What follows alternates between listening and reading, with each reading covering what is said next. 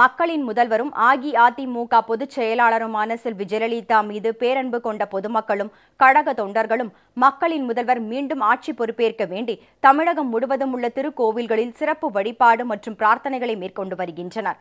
பல்வேறு கோவில்களில் நேர்த்திக்கடனையும் நிறைவேற்றி வருகின்றனர்.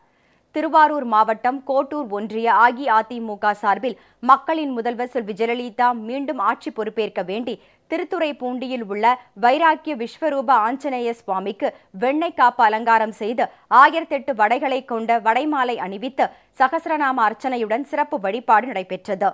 கரூர் மாவட்ட கழகம் சார்பில் நெரூர் அக்னீஸ்வரர் திருக்கோவிலில் சிறப்பு அபிஷேகங்கள், தீப ஆராதனைகள் நடைபெற்றன. பொதுமக்களும் அஇஅதிமுக தொண்டர்களும் 1008 தேங்காய் உடைத்து நேர்த்திக்கடனை நிறைவேற்றினர். நாகை மாவட்டம் கீழ்வேலூரில் உள்ள அருள்மிகு அட்சயலிங்கம் ஆலயத்தில் எழுந்தருளியிருக்கும் அஞ்சுவடத்தம்மனுக்கு சிறப்பு அபிஷேகம் மற்றும் ஆராதனைகள் நடைபெற்றன. திருநெல்வேலி மாவட்ட எம்ஜிஆர் மன்றம் சார்பில் பேட்டை குளத்தாங்கரை முகைதீன் மீரு சாஹிப் தர்காவில் சிறப்பு தொழுகை நடைபெற்றது. தென்காசி, அச்சன்புதூர் உள்ளிட்ட பல்வேறு பள்ளிவாசல்களிலும் தொழுகை நடைபெற்றது.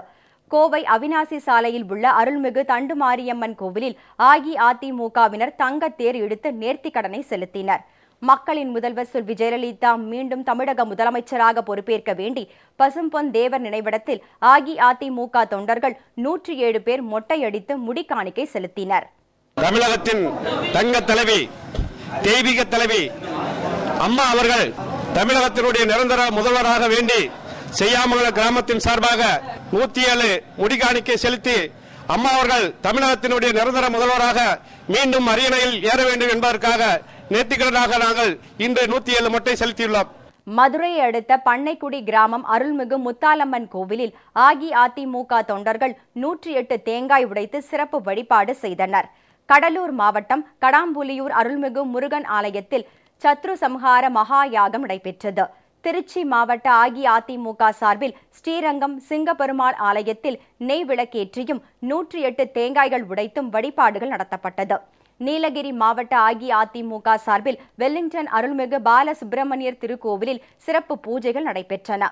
இதேபோல தமிழகத்தின் பல்வேறு பகுதிகளிலும் மக்களின் முதல்வரும் அஇஅதிமுக பொதுச் செயலாளருமான செல்வி ஜெயலலிதா மீண்டும் ஆட்சி பொறுப்பேற்க வேண்டி சிறப்பு பிரார்த்தனைகளும் வழிபாடுகளும் தொடர்ந்து நடைபெற்ற வண்ணம் உள்ளன.